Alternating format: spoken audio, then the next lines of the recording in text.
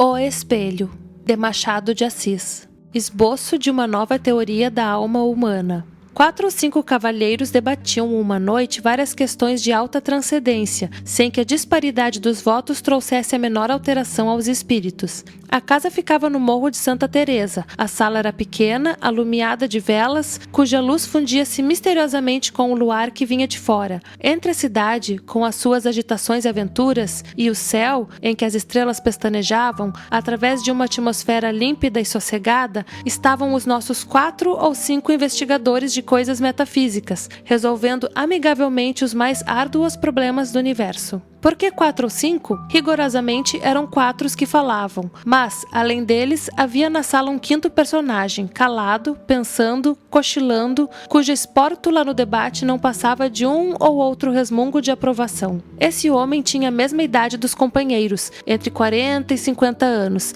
Era provinciano, capitalista, inteligente, não sem instrução e, ao que parece, astuto e cáustico.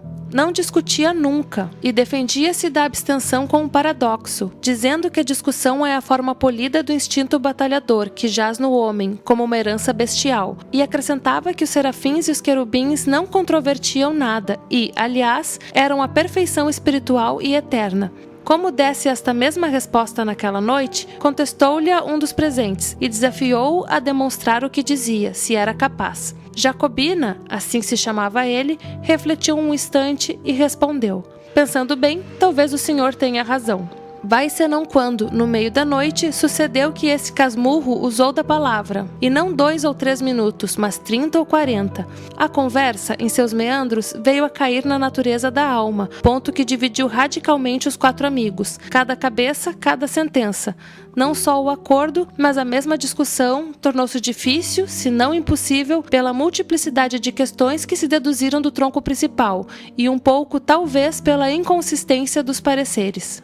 Um dos argumentadores pediu ao Jacobina alguma opinião, uma conjetura, ao menos. "Nem conjetura, nem opinião", redarguiu ele. "Uma ou outra pode dar lugar a dissentimento, e, como sabem, eu não discuto. Mas, se querem ouvir-me calados, posso contar-lhe um causo de minha vida, em que ressalta a mais clara demonstração acerca da matéria de que se trata. Em primeiro lugar, não há uma só alma, há 2.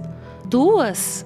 Nada menos de 2 almas. Cada criatura humana traz 2 almas consigo, uma que olha de dentro para fora, outra que olha de fora para dentro. Espantem-se à vontade, podem ficar de boca aberta, dar de ombros, tudo. Não admito réplica.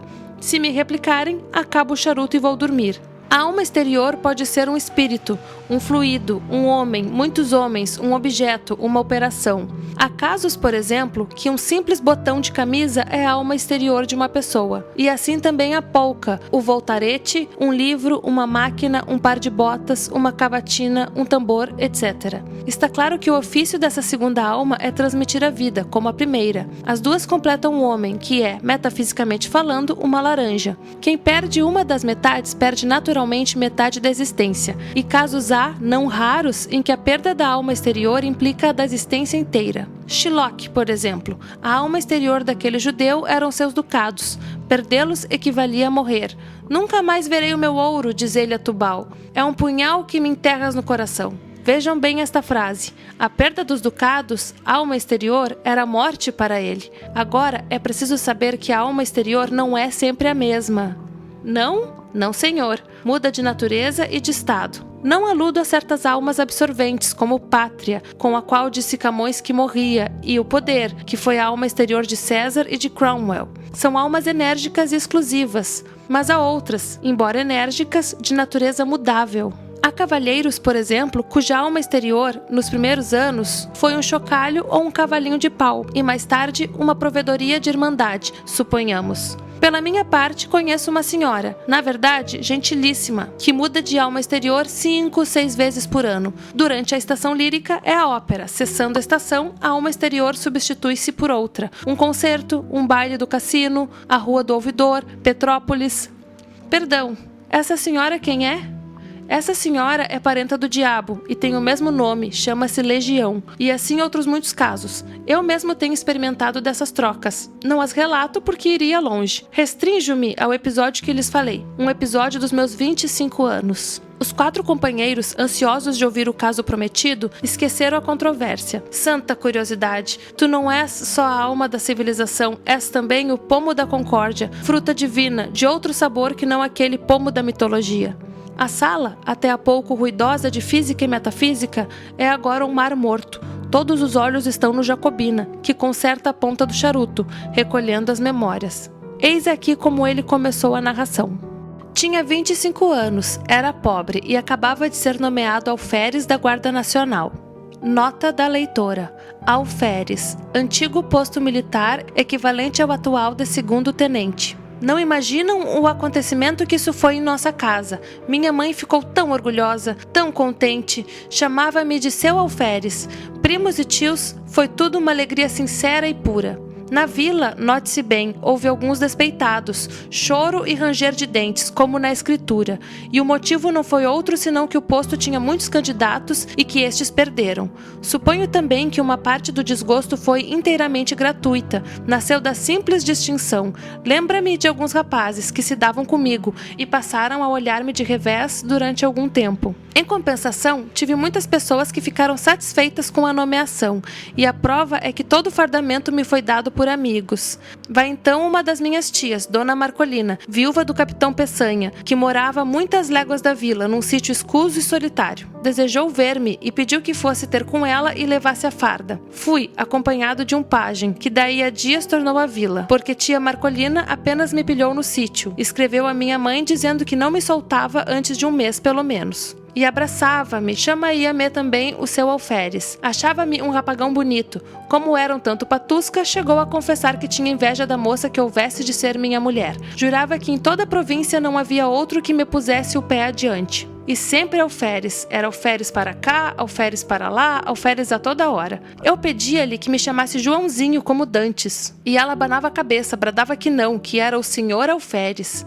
Um cunhado dela, irmão do finado Peçanha, que ali morava, não me chamava de outra maneira. Era senhor alferes, não por gracejo, mas a sério, e à vista dos escravos, que naturalmente foram pelo mesmo caminho. Na mesa tinha eu o melhor lugar, e era o primeiro servido. Não imaginam, se lhes disser que o entusiasmo de tia Marcolina chegou ao ponto de mandar pôr no meu quarto um grande espelho, obra rica e magnífica, que destoava do resto da casa, cuja mobília era modesta e simples. Era um espelho que lhe dera a madrinha, e que esta herdara da mãe, que o comprara de uma das fidalgas vindas em 1808 com a corte de Dom João VI.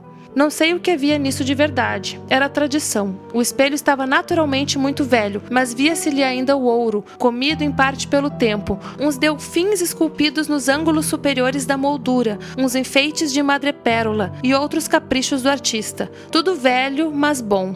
Espelho grande? Grande, e foi, como digo, uma enorme fineza, porque o espelho estava na sala, era a melhor peça da casa. Mas não houve forças que a demovessem do propósito.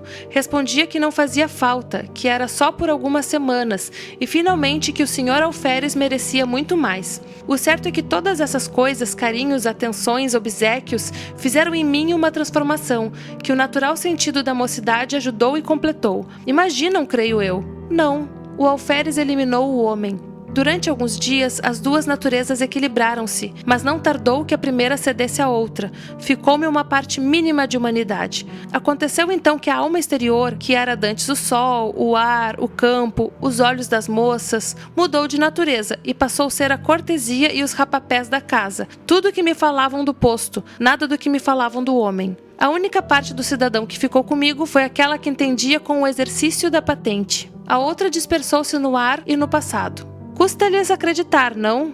Custa-me até entender, respondeu um dos ouvintes.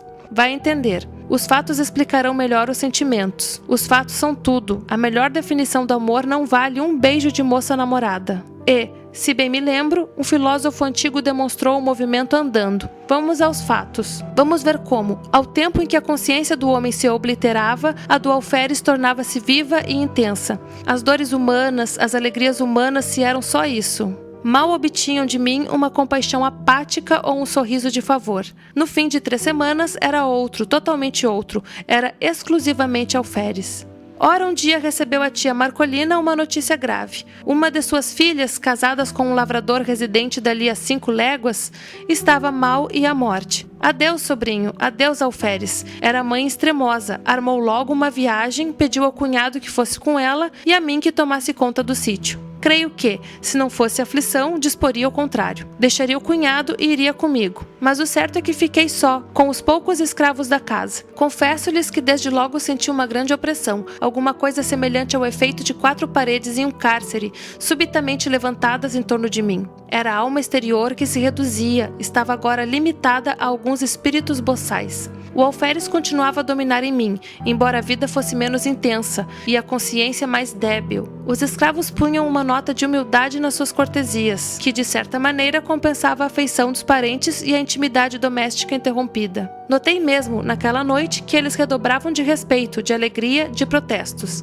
Nhô alferes de minuto a minuto, Nhô alferes é muito bonito, Nhô alferes há de ser coronel, Nhô alferes há de casar com moça bonita, filha de general.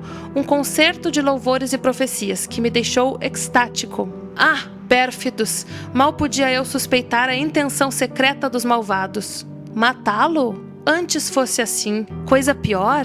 Ouçam-me, na manhã seguinte achei-me só. Os velhacos, seduzidos por outros ou de movimento próprio, tinham resolvido fugir durante a noite, e assim fizeram. Achei-me só, sem mais ninguém entre 4 paredes, diante do terreiro deserto e da roça abandonada. Nenhum fôlego humano. Corri a casa toda, senzala, tudo, nada, ninguém, um molequinho que fosse. Galos e galinhas tão somente, um par de mulas que filosofavam a vida sacudindo as moscas e 3 bois. Os mesmos cães foram levados pelos escravos. Nenhum ente humano. Parece-lhes isso que era melhor do que ter morrido? Era pior. Não por medo, juro-lhes que não tinha medo. Era um pouco atrevidinho, tanto que não senti nada durante as primeiras horas.